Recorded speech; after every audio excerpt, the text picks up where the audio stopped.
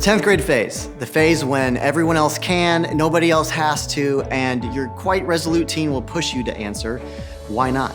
Can you remember what it was like to be a sophomore? Felt like everyone else got to drive first, everyone else had a later curfew, and no one else had to babysit their younger siblings on a regular basis. If that wasn't your experience, then maybe you were the one getting all the firsts. A 10th grader's biggest struggle is their desire to leave their childhood expectations behind and reach for an adulthood they may not quite be ready for yet. Parents and leaders, you'll struggle with this tension this entire year. It may require a little work on both your parts, but there's still so much to look forward to in this phase. A 10th grader is experiencing tons of changes. Physically, they genuinely have trouble falling asleep before 11 p.m., but they still need 9 hours of sleep each night. Leaders, that means you might experience some late nights at camp.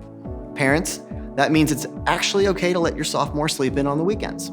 Socially, a 10th grader desires responsibilities that increase freedom. This is the age when students truly respond well to specific praise. Feel free to keep the encouragement coming, even when it's hard to find anything nice to say. They'll respond better to your affirmation than your criticism. Sophomores feel empowered through choice instead of rules.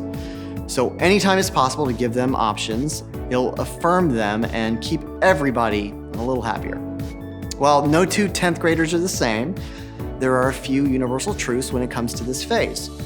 One is that you can anticipate new independence. Sweet 16 means sweet freedom. Whether this is getting a driver's license, using public transportation, or hopping in an Uber, a teenager may no longer depend on you for transportation. This year, you may constantly question just how much is too much freedom. Leaders, students may turn to you before their parents when navigating issues. Be supportive, but try to reinforce the parent-student relationship whenever possible. Another fact about the 10th grade phase is that you can expect some fresh skepticism. With newfound freedom comes greater life experience. That real-life shattering bad thing you warned them about, they know someone who survived it. The standards you held up for them in the past, they may come to realize you haven't always lived by them. So get ready for them to challenge you on, well, just about everything. There's one last truth I want to talk to you about, and it's really the most important. In this phase, keep fighting for the heart. A sophomore still needs boundaries, but unless the boundaries make sense in light of their personal and changing beliefs, they won't stay within them. Just remember, when you loudly debate boundaries with a sophomore, stay in the present.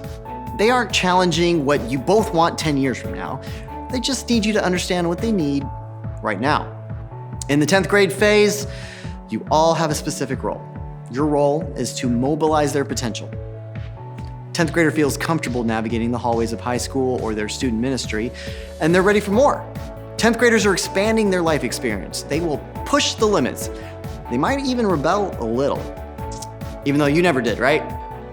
So guide them to clarify their values carefully. They still need their parents and small group leaders more than they might say. It's also important to keep in mind that sophomores think like a philosopher. The way they process information best is when you ask questions. 10th graders want to feel a part of the process instead of an audience of the process. Ask direct questions that help them understand their own opinions, thoughts, and feelings. 10th graders are constantly asking the same question. Why should I believe? Don't panic, it's perfectly normal and even healthy for sophomores to own their faith. That's why the best way to capture their heart is to clarify their values. Continue to reinforce faith-based values patiently and calmly. Offer incentives for Bible study or attending church. Keep them around people who know and love God. This won't be news to any of you, especially you parents, but 10th graders are motivated by freedom. You coach this motivation when you catch them doing something good. As a parent and a leader, it'll be easy to point out the bad decisions sophomores made. There's a time and a place for gentle confrontation, but always lead and end with specific praise. Faith-wise, your goal this year is to fuel passion, so they will keep pursuing authentic faith and discover a personal mission. In this phase, when a 10th grader is asking, why should I believe? The best thing you can give them is a consistent faith community where they can process their doubts and strengthen their relationship with God. Leaders, spend one-on-one time with your students at coffee or dinner. They need you right now too. A 10th grader is well aware by now of the habits and routines that make your family work.